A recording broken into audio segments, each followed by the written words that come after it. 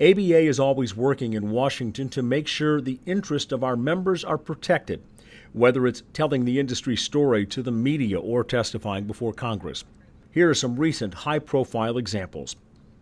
When the ABA's board of directors were in Washington recently for the annual policy meeting, they had 24 high-profile meetings with several members of the Senate, the House, and important staff leadership.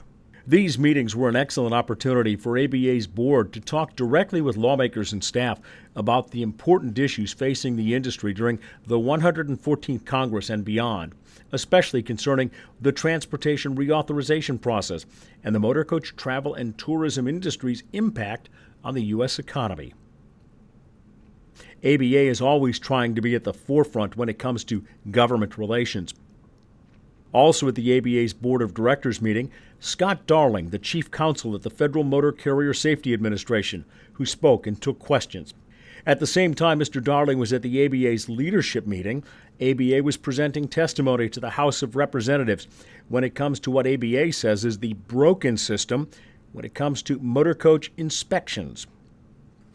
In written testimony, ABA President and CEO Peter Pantuso once again explained why ABA believes that routine, unscheduled, en route motor coach inspections are potentially a safety hazard to the motor coach passengers because of the lack of facilities to accommodate the people on the vehicle. Motor coach passengers are entitled to the same protections as other modes of transportation, including a compliant operator with inspected vehicles. Roadside inspections, including weigh stations, put passengers in danger, establish unforeseen and unpredictable delays, and set up a discriminatory process which classifies motor coach transportation as a second-tier system. Simply put, we do not land planes mid-flight or stop trains for inspections, so why should we stop buses mid-trip?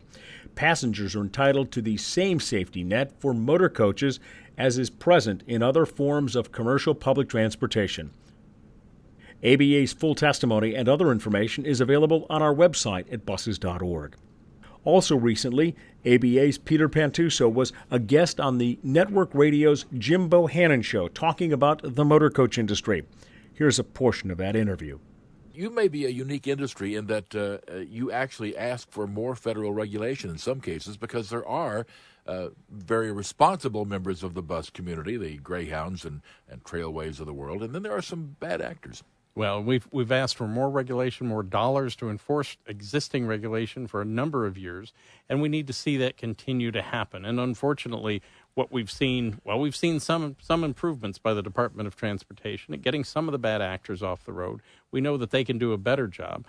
We know that now they're spending too much time looking at the good companies, spending days and days, if not weeks and weeks in their offices until they try to find something, while bad operators continue to operate down the highway and run under the radar.